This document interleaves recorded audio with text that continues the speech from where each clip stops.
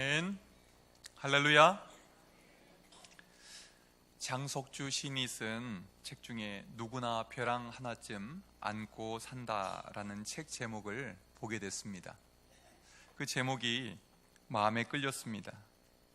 남들에게 말 못할 벼랑 같은 사연 하나 이상은 안고 살아가는 것이 우리 인생이라는 생각이 들었습니다. 여러분도 가슴 속에 벼랑 하나씩 안고 살아가고 계시는 않습니까? 오늘 본문 이사야 55장의 말씀은 벼랑 앞에 서 있는 것 같은 이 절박한 심정으로 살아가던 이스라엘 백성들에게 주시는 말씀입니다. 1절 말씀을 보니까 그들은 목이 마르나 마실 것이 없었습니다. 배가 고프나 먹을 것을 살 돈이 없었습니다. 하루하루 먹고 사는 것 자체가 고통인 이러한 현실은 어떤 상황을 말하는 것일까요? 이스라엘 백성들이 이방 땅에서 포로 생활하던 그때를 말하는 것입니다. 하루하루 생존을 위해서 싸워야 했던 이스라엘 백성들에게 하나님이 주시는 말씀입니다. 이 고난의 끝이 언제인지 알지 못하고 견뎌야만 했던 이스라엘 백성들에게 주시는 희망과 위로의 말씀입니다. 이 본문을 통해서 오늘 우리에게 주시는 하나님의 말씀에 귀 기울여 보시기 바랍니다. 하나님은 오늘 본문을 통해서 우리에게 이렇게 말씀하십니다. 나에게 오라. 1절 함께 읽겠습니다. 시작. 오라 너희 모든 목마른 자들아 물로 나오라. 돈 없는 자도 오라. 너희는 와서 사 먹되 돈 없이 값 없이 와서 포도주와 젖을 사라. 아멘. 이방 땅에 포로로 끌려와서 살아가는 이 이스라엘 백성들의 삶은 고달픈 것이었습니다. 많은 대가를 치렀지만 돌아오는 것은 없는 삶이었기 때문입니다. 인생에 대한 목마름, 채워지지 않는 허기, 의미 없이 반복되는 하루하루의 고된 삶, 마치 다람쥐 쳇바퀴 도는 것처럼 끝이 보이지 않는 고난의 연속이었던 것입니다. 이 모든 고통을 한마디로 담아낸 것이 바로 오호라라는 표현입니다.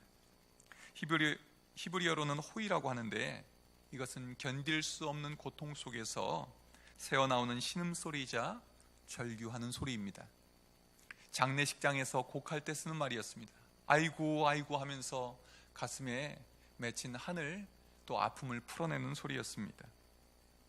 또 포로 생활하던 백성들이 매일같이 내뱉던 말, 아이고 죽겠네, 아이고 죽겠네, 이런 의미로 또 소개할 수가 있겠습니다. 그런데 지금 이 말을 누가 하고 있습니까? 하나님께서 하시는 말씀입니다. 포로 생활하면서 고생하는 이스라엘 백성들을 보고 불쌍해서, 아이고 불쌍해서 어쩔 거나 하는 심정으로 우리 하나님께서 하신 말씀이 호이 오호라라는 말씀이라는 것입니다. 이어서 하나님은 말씀하십니다. 나오라, 오라, 와서. 이 세 가지 말은 히브리 말로는 룩후라는 똑같은 말을 다르게 표현한 것입니다. 그 의미는 오라라는 뜻입니다. 하나님은 이스라엘 백성들에게 오라, 오라, 오라 세 번이나 반복해서 말씀하고 계십니다. 너희 모든 목마른 자들아 물로 나오라. 이스라엘의 이 포로 생활은 아무리 애쓰고 몸부림을 쳐봐도 해결할 수 없는 목마름의 상태와 같았습니다. 목이 마른 사람들은 물 마시면 되지 하고 우리는 그렇게 쉽게 생각할 수 있습니다. 우리나라 같으면 물이 흔하니까 우물물 마셔도 되고, 또 예전에 오염되기 전에는 산에서 또 냇가에서 얼마든지 목을 죽일 수가 있었지요. 그러나 이 중동 지역은 우리처럼 물이 흔하지 않은 곳입니다. 1년의 절반은 비가 옵니다. 그러나 1년의 절반은 비가 오지 않습니다. 그래서 건기에는 물이 참 귀합니다. 물을 쉽게 구할 수가 없습니다. 그래서 물이나 포도주나 젖을 사서 마시려면 값을 지불해야만 했습니다. 이스라엘 포로들은 값을 치를 수 없는 사람들입니다. 그래서 항상 목이 말라 있었습니다. 단지 육신의 목마름만을 의미하지 않습니다. 포로 생활에는 만족이 없었습니다. 보람이 없었습니다. 살아갈 재미도 기쁨도 없었습니다. 고통의 연속이었습니다. 이러한 포로 생활이 왜 시작이 되었을까요? 예레미야 2장 13절에서 이스라엘 백성들이 포로가 된 이유를 이렇게 말씀합니다. 내 백성이 두 가지 악을 행하였나니 곧 그들이 생수의 근원되는 나를 버린 것과 스스로 웅덩이를 판 것인데 그것은 그 물을 가두지 못할 터진 웅덩이들이니라. 그들은 생수의 근원이 되신 하나님을 버렸습니다. 그들은 하나님 대신 우상을 섬겼습니다. 그리고 그들은 하나님 대신 이웃에 있는 강대국들을 의지했습니다. 그러나 그들이 의지했던 강대국에서 그들을 포로로 끌고 갔던 것입니다. 그들이 의지했던 우상들은 이스라엘 백성들을 지켜주지 못했습니다. 여러분, 우리가 진정으로 의지할 수 있는 한 분은 바로 하나님이신 줄을 믿으시기 바랍니다. 사람 의지할 것 못 됩니다. 돈도 의지할 것 못 됩니다. 건강도 학벌도 의지할 것이 못 됩니다. 이 모든 것은 우리의 갈증을 해결해 줄 수 없습니다. 2절에서 말씀합니다. 너희가 어찌하여 양식이 아닌 것을 위하여 은을 달아주며 배부르게 하지 못할 것을 위하여 수고하느냐. 이스라엘 백성들은 먹지 못할 것, 배부르게 하지 못할 것을 위해서 수고했습니다. 이런 것을 우리는 헛수고라고 하지요. 이런 말 들어보셨습니까? 사람은 돈을 벌기 위해 건강을 잃어버린다. 그 다음엔 잃어버린 건강을 되찾기 위해 벌어둔 돈을 다 쓴다. 이스라엘 백성들이 하나님을 버리고 다른 곳에서 만족을 찾고자 했습니다. 그러나 거기에는 진정한 만족이 없었습니다. 메마른 사막을 지나던 나그네가 황금이 묻힌 곳을 발견했습니다. 그래서 자기가 갖고 있는 모든 주머니에 다 황금을 채워 넣었습니다. 그래도 황금이 아직도 남아 있었습니다. 그래서 자기가 메고 있던 물 가죽 부대에 있는 물을 다 쏟아버리고 거기에 황금을 가득 채웠습니다. 금방 샘을 발견할 줄 알았습니다. 그러나 가도 샘물은 보이지 않았습니다. 멀리 누군가가 물 가죽 부대 같은 것을 손에 쥔 채로 앉아 있는 것이 보였습니다. 그는 달려갔습니다. 가보니까 시체였습니다. 그의 손에서 가죽 부대를 빼앗아서 뒤집어 봤습니다. 거기서 떨어진 것은 물이 아니라 황금 조각들이었습니다. 그는 이렇게 울부짖었습니다. 이까지 황금 조각이라니. 물.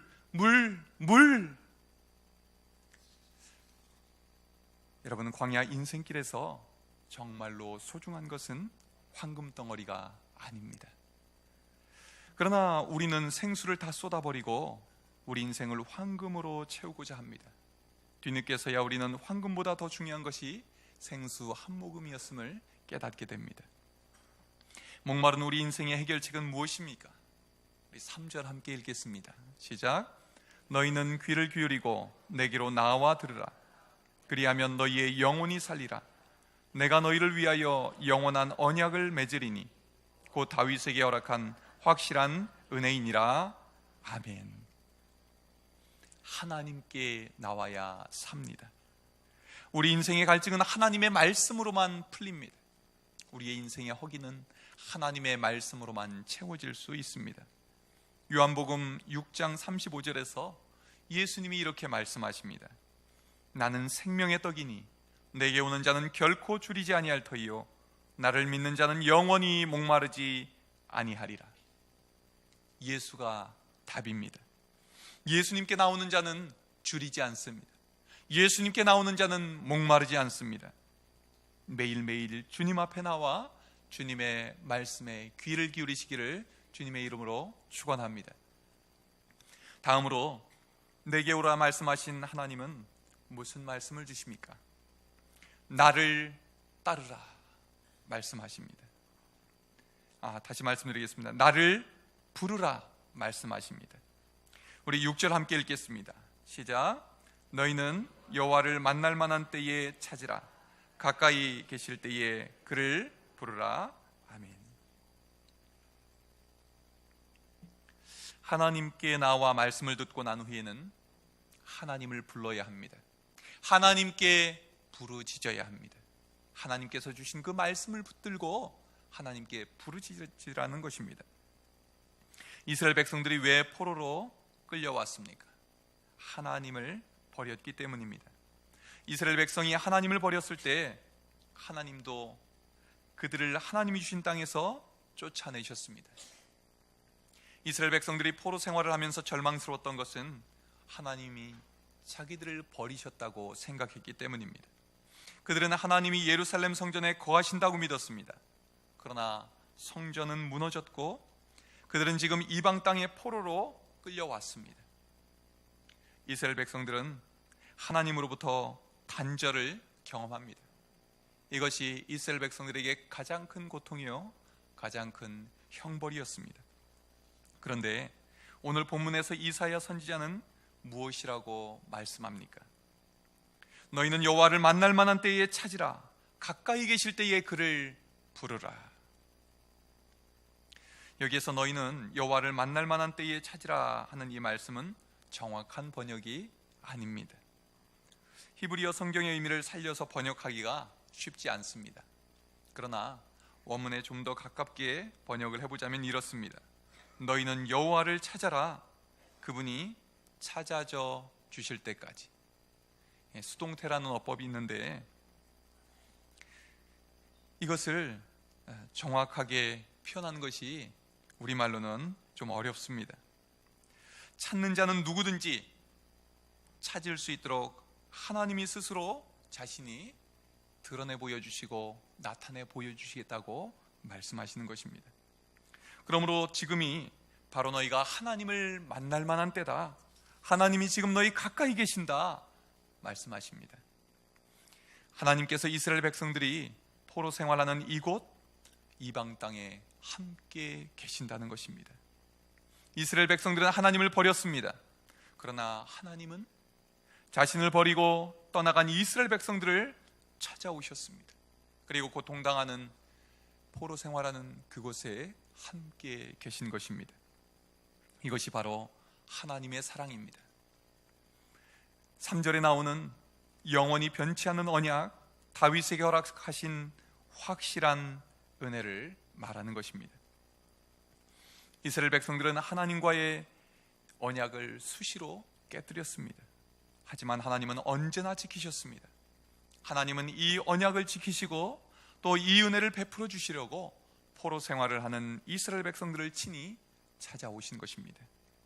우리는 종종 하나님이 우리와 숨바꼭질 하시는 것처럼 여길 때가 있습니다.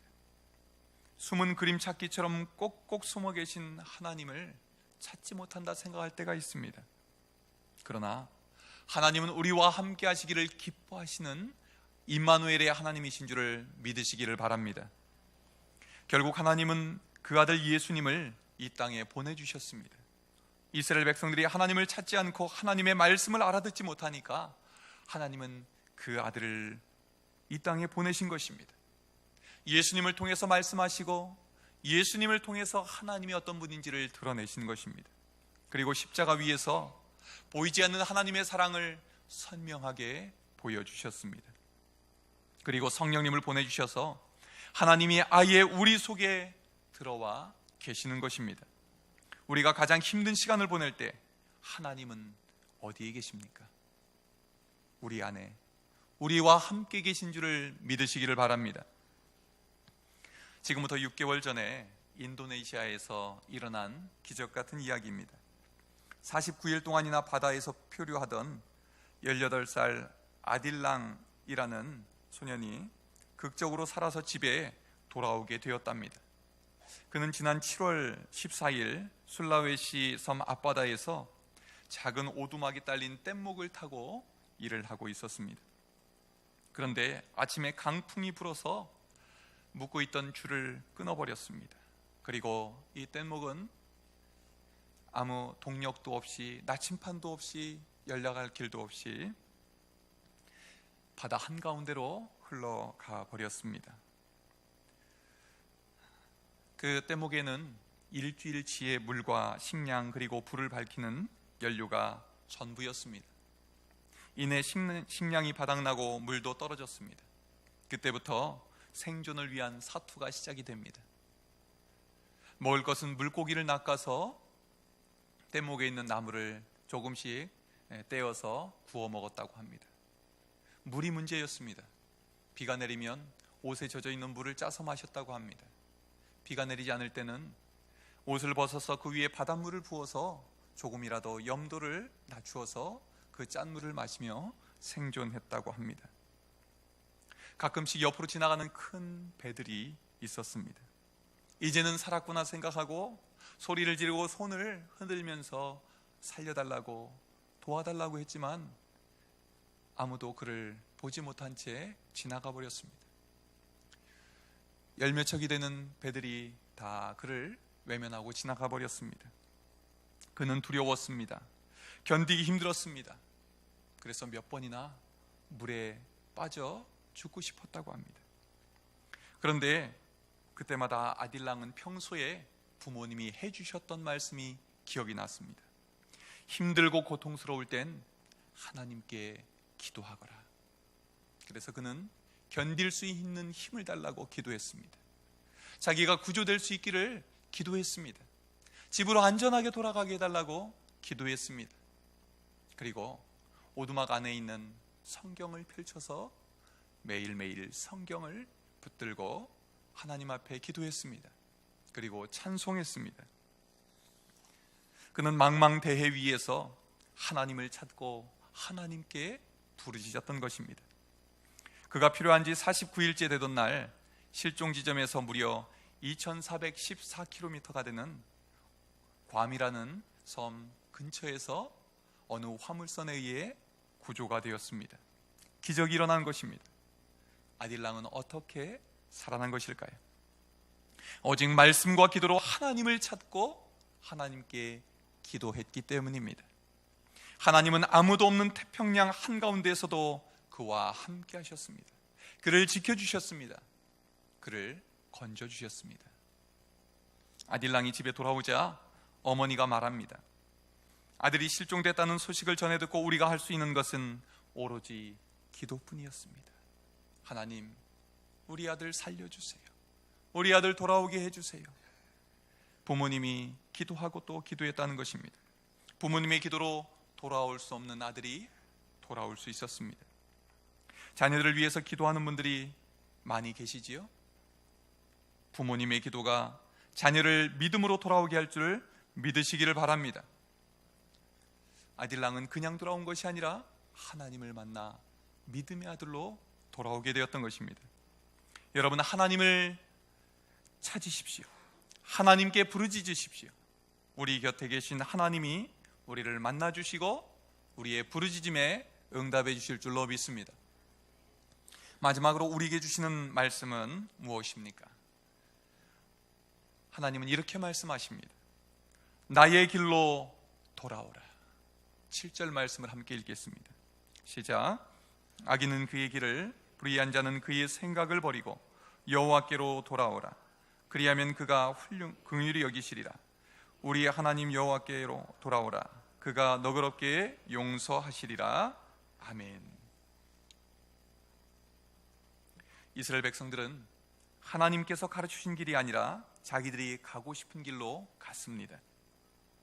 하나님은 생명에 이르는 좁은 길을 가르쳐 주셨지만 이스라엘 백성들은 멸망에 이르는 넓은 길로 가버리고 말았습니다. 하나님께서는 예언자들을 통해서 끊임없이 경고하셨습니다. 악한 길에서 돌아오라고 말씀하셨습니다. 그러나 이스라엘 백성들은 돌이키지 않았습니다. 결국 그들은 하나님께 심판받고 하나님이 주신 땅에서 쫓겨났습니다. 마치 아담과 하와가 하나님께 불순종해서 에덴 동산에서 쫓겨난 것처럼 말입니다. 하나님께서 주신 것으로 인해 하나님을 떠나면 하나님께서는 그 주셨던 것을 거두십니다. 왜 그럴까요? 그래야 다시 하나님께 돌아오니까요. 하나님께서는, 우리를 사랑하시는 하나님께서는 우리가 잘못된 길로 계속 나가기를 원하지 않으시기 때문입니다. 이스라엘 백성들이 포로 생활하면서 자신들의 잘못을 깊이 뉘우치게 되었습니다.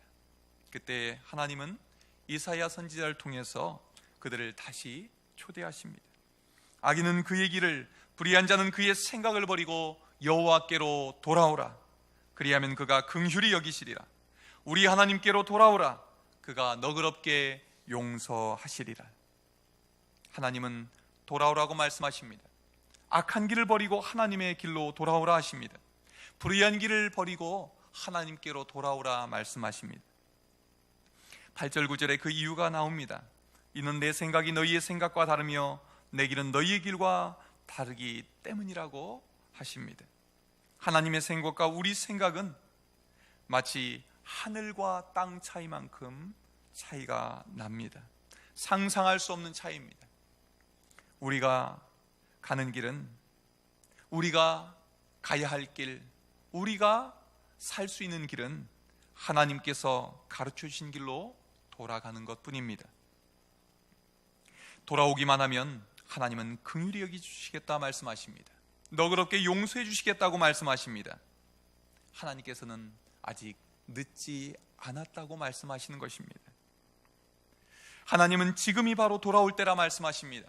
지금이 가장 좋은 때이고 지금이 이른 때이라고 말씀하시는 것입니다. 이 말씀은 마치 탕자의 아버지가 아들에게 들려주는 말처럼 들립니다. 아들이 자기의 잘못된 길을 버리고 아버지께로 돌아왔을 때 아버지는 다 용서해 주셨습니다. 그리고 아들을 위해 잔치까지 벌여줍니다. 하나님께 돌아온다는 것은 내 뜻을 버리고 이제부터는 하나님의 뜻을 따라 살겠다고 선택하는 것입니다. 땅의 길을 버리고 하늘의 길을 따라가겠다고 결단하는 것입니다. 우리는 종종 반대로 하려고 합니다. 땅에서 하늘에 계신 아버지를 조종하려고 합니다. 우리는 내가 원하는 길로 하나님을 모시고 다니고 싶어 합니다. 우리 인생의 좋은 열매는 하나님의 뜻을 따라갈 때만 맺히는 줄로 믿으시기를 바랍니다. 10절 말씀처럼 비와 눈이 하늘로부터 내려서 땅을 적실 때 싹이 나오고 좋은 씨앗과 양식을 주는 것과 같습니다. 우리 인생도 하늘로부터 내려주시는 말씀을 따라 살 때 우리 삶에 기쁨이 있고 형통한 삶이 될 줄로 믿습니다. 신앙인에는 두 종류가 있습니다. 하늘과 땅의 생각, 우선순위가 다른 것입니다. 비유를 하자면 빨대와 깔때기에 비유할 수가 있을 것 같습니다. 빨대는 어떨 때 사용하지요? 아래에 있는 것을 위로 끌어올릴 때 쓰지요. 깔때기는 어떤 때 씁니까? 위에서 내려주는 것을 한 방울도 흘리지 않고 아래에 담을 때 쓰지요. 하나님이 기뻐하시는 그리스도인은 어떤 그리스도인입니까? 하나님께서 내려주시는 것을 하나도 놓치지 않고 다 받고자 마음을 활짝 열고 주신 대로 받아들이는 그리스도인입니다. 나의 최선보다 하나님이 주신 것이 가장 좋은 것으로 믿고 받아들이는 것입니다. 그래서 내 뜻을 내려놓고 하나님의 뜻을 구하는 것입니다. 내 길을 버리고 하나님의 길을, 하나님께서 가르치신 길을 걸어가는 것입니다. 이렇게 하나님이 주시는 것을 온전히 받아들이고자 할 때 하나님은 가장 큰 은혜를 주실 줄로 믿습니다. 하나님이 부어주시는 가장 좋은 것을 우리는 받아 누리게 될 줄로 믿습니다. 이렇게 마음을 열고 있는 사람은 사람들을 대할 때도 마찬가지입니다. 내가 마음에 드는 사람만 받아들이는 것이 아니라 내 마음에 들지 않는 사람도 다 품어주고 이해하고 안아줍니다. 그래서 함께 행복한 믿음 생활을 하게 되는 것이죠. 그런데 빨대와 같은 사람은 어떨까요? 아래에 있는 것을 위로 끌어올리는 게 관심사입니다. 그래서 내 뜻이 이루어지게 해달라고 하나님께 조르기만 합니다. 하나님의 뜻에는 관심이 없습니다. 하나님이 가라고 하신 길에는 별로 마음이 없습니다. 자기 뜻 이루어달라고 기도하고 자기 살고 싶은 대로 가고 싶은 대로 가면서 늘 하나님께서 자기에게 복 주시기만을 바라는 사람입니다. 사람들을 대할 때도 내 마음에 드는 사람만 만나고 내 마음에 드는 사람에게만 잘해주고 하는 것이지요. 여러분은 어떤 그리스도인 같습니까? 깔때기와 같은 마음을 가지고 계십니까? 아니면 빨대와 같은 마음을 가지고 계십니까?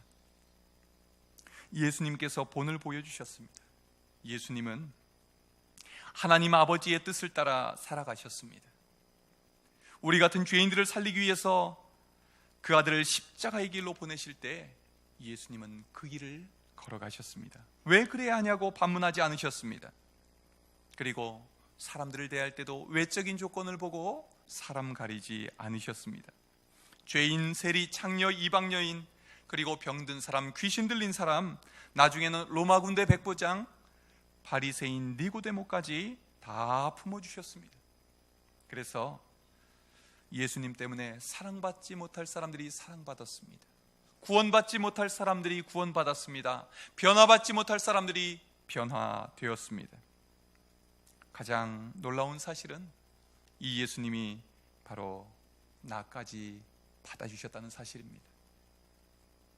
사순절 기간을 지내고 있는 여러분, 우리가 가야 할 길은 어떤 길입니까?